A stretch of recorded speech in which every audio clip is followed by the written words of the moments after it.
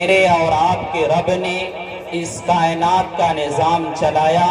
میرے اور آپ کے رب نے ہمیں جو زندگی عطا فرمائی ہے میرے عزیزو، یہ عارضی ہے۔ دنیا میں جو ہمیں مکان ملتا ہے یہ عارضی ہوتا ہے، دنیا میں جو ہمیں عزت ملتی ہے یہ عارضی ہوتی ہے، دنیا میں جو ہمیں شہرت ملتی ہے وہ عارضی ہوتی ہے، دنیا میں جس مکان میں ہم رہتے ہیں وہ عارضی ہوتی ہے، جس بلڈنگ میں رہتے ہیں، جس تاج میں رہتے ہیں وہ عارضی ہوتی ہے، حتیٰ کہ تمام چیزیں جو دنیا میں ہمیں ملتی ہیں وہ عارضی ہوتی ہے۔ میرے عزیزو، اصل زندگی جب ہم مر جائیں گے، یہاں سے انتقال کر جائیں گے، اس کے بعد کی جو ہمیں زندگی ملے گی وہ ابدی ہوگی، اس کے بعد کی جو ہمیں شہرت ملے گی وہ ابدی ہوگی، اس کے بعد کی جو ہمیں شہرت ملے گی وہ ابدی ہوگی، اس کے بعد جو ہمیں مکان، بلڈنگ، تاج ملے گا وہ ابدی ہوگا، اس کے بعد جو ہمیں تمام چیزیں ہمیں ملے گی وہ ہمیشہ کی ہوگی، اور اس کے بعد جو ہمیں وہاں اولاد ملے گی وہ ابدی ہوگی، وہ کبھی ختم ہونے والی نہ ہوگی۔ میرے عزیزو، ہمیں اور آپ کو توجہ دینے کی ضرورت ہے اور غور کرنے کی ضرورت ہے اور فکر کرنے کی ضرورت ہے کہ ہم اور آپ کا ایک مزاج جو بنا ہوا ہے، میرا بھی ایک مزاج ہے، آپ تمام کا بھی ایک مزاج ہے، وہ یہ کہ اگر ہمارے پاس کچھ مال آ گیا، اگر ہمارے پاس کچھ جائیداد آ گئی، اگر ہمارے پاس کچھ نریلے اولاد یعنی کہ بیٹا، ایک بیٹے، دو بیٹے، تین بیٹے پیدا ہو گئے تو ہم یہ سمجھتے ہیں کہ ہم کامیاب ہو گئے۔ میرے عزیزو، تمہارا جو ایک بیٹا ہے یہ ایک لوکا بیٹا ہے، یہ جو تمہارے تاج ملا ہوا ہے، جو بلڈنگ ملی ہوئی ہے، یا جو تم شہرت یافتہ ایک مقام رکھتے ہو، جو تم معاشرے کے اندر ایک اپنی کامیابی کا،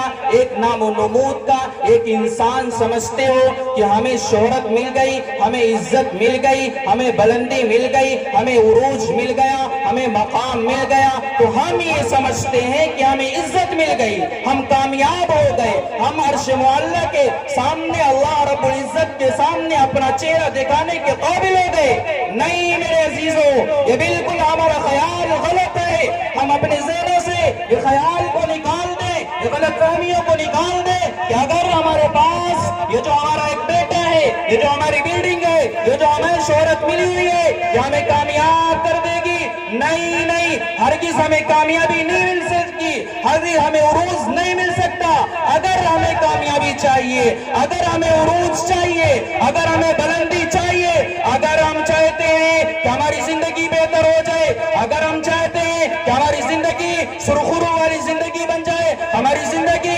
ایک نمونے والی زندگی بن جائے، تو سن لو، ہمیں اور آپ کو 14 سالہ زندگی پیچھے گزرنا پڑے گا اور اس تاریخ کو پڑھنا پڑے گا جو ہمارے نبی پاک علیہ السلام کی تاریخ ہے۔ نبی پاک علیہ السلام کے سانچے میں اپنی زندگی کو ڈالنا ہوگا، اسی کے نقش قدم پر اپنی زندگی کو گزارنا ہوگا، تب جا کے ہمیں زندگی مل سکتی ہے، تب جا کے ہمیں عزت مل سکتی ہے، تب جا کے ہمیں عروج مل سکتا ہے، تب جا کے ہمیں بلندی مل سکتی ہے۔ نہیں، بالکل ایسا ہرگز نہیں ہو سکتا کہ ہم نبی پاک علیہ السلام کے طریقے کو چھوڑ کر، ان کے فرمودات کو چھوڑ کر، ان کے ارشادات کو چھوڑ کر، اگر ہم یہ چاہیں کہ ہمیں دنیا والے استقبال کریں، ہمیں دنیا والے عزت سے نوازیں، ہمیں دنیا میں شہرت مل جائے، ہمیں دنیا میں مقام مل جائے، تو سن لو میرے عزیزو،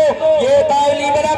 طالب علم آپ کو گارنٹی کے ساتھ یہ میسج دے رہا ہے، یہ پیغام دے رہا ہے کہ سن لو، اگر دنیا میں تمہیں عزت جو مل جائے گی یہ وقتی طور پر ملے گی، یہ ابدی تمہیں تاریخ یا ابدی تمہیں عزت نہیں مل سکتی۔ اگر تمہیں ابدی عزت چاہیے، اگر تمہیں ہمیشہ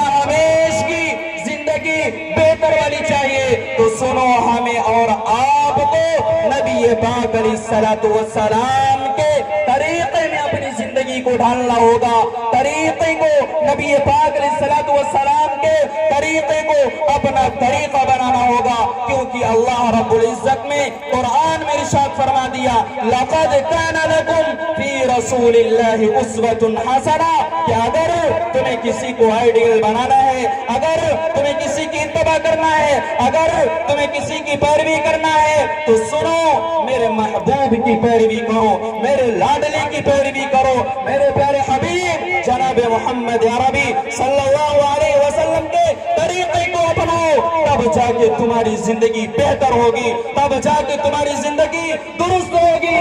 اگر ہم نے اپنے نبی پاک علیہ الصلوۃ والسلام کے طریقے کو چھوڑ کر اپنی زندگی گزاری تو سن لو ہماری زندگی بہتر نہیں ہو سکتی۔ ہمیں اور آپ کو میرے عزیزوں آج کے اس جلسے میں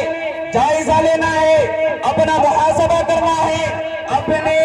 اپنی زندگی کے بارے میں غور و فکر کرنا ہے، اپنی زندگی کے بارے میں پورا محاسبہ کرنا ہے۔ کیا ہماری زندگی جو 20 سال 24 سال 60 سال 70 سال 50 سالہ زندگی جو گزر گئی، کیا ہماری زندگی میں نبی پاک علیہ الصلوۃ والسلام کا طریقہ ہے یا نہیں؟ کیا ہماری زندگی میں نبی پاک علیہ الصلوۃ والسلام نے جو بتلایا وہ ہے یا نہیں؟ میرے عزیزوں اگر ہے تو الحمدللہ ثم الحمدللہ، اور اگر نہیں ہے تو میرے عزیزوں ابھی سے اس مجلس سے اٹھنے سے پہلے اپنے آپ کو اللہ رب العزت کے سامنے گریہ بازاری کریں، دل ہی دل میں ندامت ہو، اللہ رب العزت کے سامنے خون کے آنسو ہوئے، ندامت کے آنسو ہوئے، تب جا کے ہماری زندگی بہتر ہوگی۔ اور اگر بہتر نہ ہوگی تو سن لو، ہمیں یہاں بھی ذلیل ہونا پڑے گا اور آخرت کے اندر بھی ذلیل ہونا پڑے گا۔ آج میرے عزیزوں یہ دنیا کے اندر جو مسلمانوں کے اوپر جو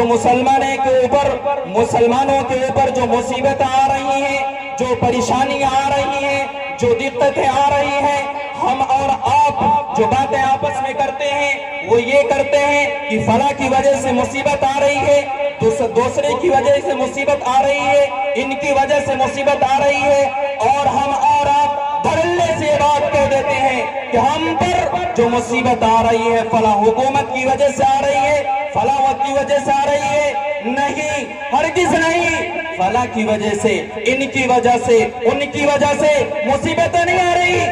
صرف اور صرف ہمارے اعمال کی بنا پر ہم پر اللہ کے عذاب آ رہی ہے، ہم پر دشواریاں آ رہی ہیں، ہم پر مصیبتیں آ رہی ہیں، ہم دقتوں کا سامنا کر رہے ہیں، صرف اور صرف اس کی ایک وجہ ہے کہ ہم نے نبی پاک علیہ الصلوۃ والسلام کا طریقہ چھوڑ دیا ہے، ہم نے نبی پاک علیہ الصلوۃ والسلام کا راستہ چھوڑ دیا ہے۔ نبی پاک علیہ الصلوۃ والسلام نے میرے عزیزوں ارشاد فرمایا تھا، قرآن میں اللہ رب العزت نے ارشاد فرمایا ان الصلاۃ تنہی عن الفحشاء والمنکر، اور اسی طریقے سے یا ایھا الذین آمنوا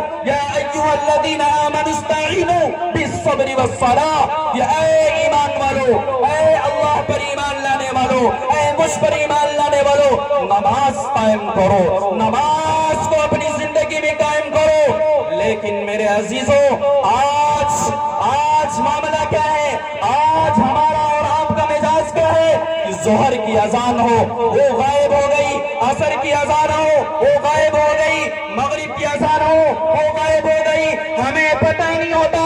عصر کدھر گئی، ظہر کدھر گئی، مغرب کدھر گئی۔ تو بھلا بتاؤ ہماری زندگی میں چین آئے گا؟ بھلا بتاؤ ہماری زندگی میں سکون آئے گا؟ بھلا بتاؤ ہماری زندگی بہتر ہوگی؟ نہیں، ایسا ہرگز نہیں ہو سکتا۔ میرے عزیزوں نبی پاک علیہ الصلوۃ والسلام کا مقام کتنا بلند ہے میں بتانے کی کوشش کر رہا ہوں۔ اللہ کے نبی پاک علیہ الصلوۃ والسلام حضرت محمد عربی صلی اللہ علیہ وسلم کو معراج کا مقام دیا جا رہا ہے، آپ کو معراج کرایا جا رہا ہے۔ آپ علیہ الصلوۃ والسلام معراج پہ پہنچ گئے، سامنے بار الہ بھی موجود ہے اور نبی پاک علیہ الصلوۃ والسلام بھی موجود ہے، آپس میں گفتگو ہو رہی ہے۔ تو اللہ کے نبی پاک علیہ الصلوۃ والسلام کہہ رہے ہیں اے الہ العالمین، آپ نے مجھے یہ مقام دے دیا، آپ نے مجھے یہ عزت دے دی، آپ نے مجھے یہ عروج دے دیا، آپ نے مجھے یہ مرتبہ دے دیا کہ میں نے آپ کے سامنے آپ سے گفتگو کی،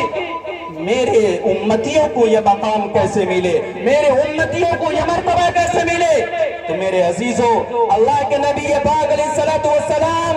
سے اللہ کے تبارک و تعالیٰ کہتے ہیں، اے میرے محبوب، اے میرے لاڈلے، اے میرے پیارے محبوب جناب محمد عربی صلی اللہ علیہ وسلم، آپ جاؤ اپنے امتیوں سے کہہ دو، اپنے ماننے والوں سے کہہ دو، اگر یہ مقام تمہاری امت حاصل کرنا چاہتی ہے، تمہاری امت اس مقام پر پہنچنا چاہتی ہے، تو جا کر کہہ دو وہ نماز قائم کرے۔ حدیث میں اللہ تبارک و تعالیٰ کے نبی جناب محمد عربی صلی اللہ علیہ وسلم ارشاد فرما دیتے ہیں، الصلاۃ معراج المؤمنین، کہ نماز مومنوں کی معراج ہے، نماز مومنوں کی معراج ہے۔ اگر میرے بھائیوں ہم اور آپ چاہتے ہیں کہ ہمیں اللہ کا قرب ملے، ہم اور آپ چاہتے ہیں کہ اللہ کی رضا ملے، ہم اور آپ اگر چاہتے ہیں کہ اللہ کی خوشنودی ملے، ہم اگر چاہتے ہیں کہ اللہ تبارک و تعالیٰ ہم سے راضی ہو، تو میرے عزیزوں ہمیں نماز کو لازم کرنا ہوگا، ہمیں نماز کو درست کرنی ہوگی۔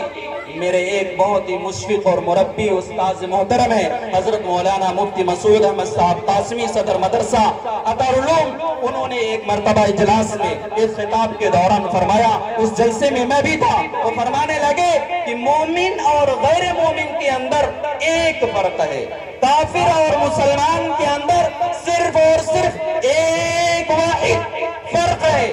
وہ کیا؟ وہ یہ کہ اگر مومن نماز پڑھتا ہے تب تو پتہ چلتا ہے کہ یہ مسلمان ہے، اور اگر یہ نماز نہیں پڑھتا تو سمجھو یہ مسلمان نہیں۔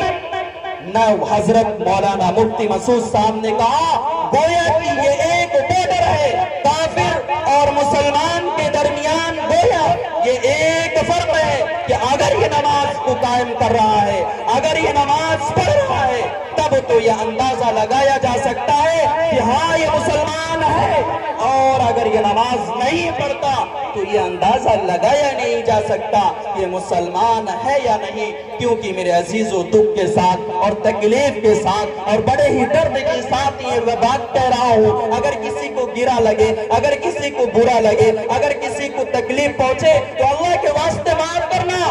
وہ یہ